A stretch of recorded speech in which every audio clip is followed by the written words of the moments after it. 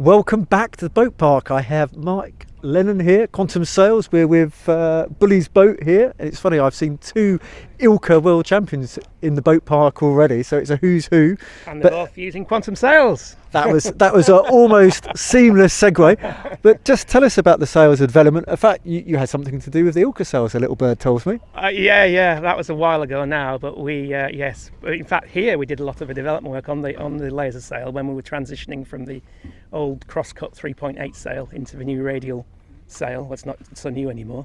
But yes, that was a few years ago now. And much thicker sailcloth. As a coach, it's harder to hear the sailors when you talk to them now.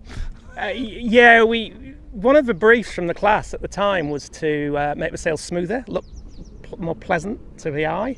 And, I don't know what to say to that, but you're right. And that was actually one of the hardest parts of doing the development, because we got the speed. The other thing was to match the speed, not to be better, not to be worse, but to be matched to the old 3/8 sail. And we got that quite quickly. What took ages was getting them wrinkle free. And in the end, it came down to a very specific cloth choice. And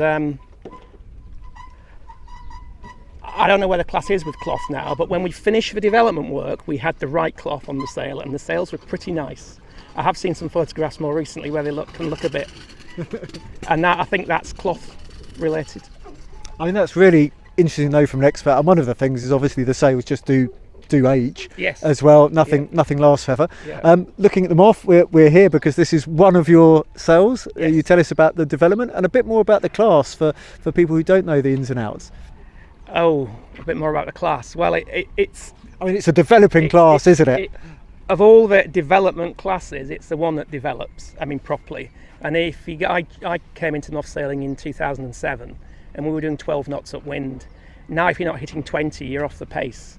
So, you're cruising upwind at 17, thinking, where's my pace? I need to find some more pace. That's just a different ball game. And you think about the ILCA sailors, 5 knots is going pretty quick in an ILCA, isn't it? Yes, absolutely.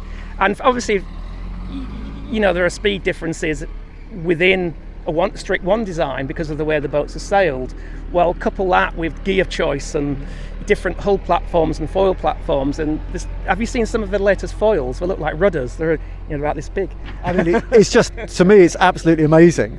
I mean, because for what I do for day job with a canoe, it's all about the kinetics and working the boat, and to think that a Europe is an old box design of what we have now. Yeah. I mean, how far can it go? I dread to think.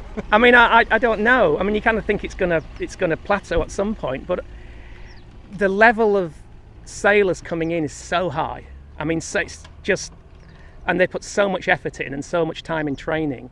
We could be doing 25 knots upwind at some point. And Portland Harbour's probably getting too small. We've got, I think, around 100 boats plus, split between two fleets. There's not going to be a lot of room. 140, I think. 140. Yes. Well, they opened back earlier in the year. The entry was opened, and they hit 150 within an hour or 3 hours of it opening. And obviously that was the limit because the harbour can't cope with any more, and the flights and all that. So that's a nice problem to have. It is a problem, but it's a nice problem to have.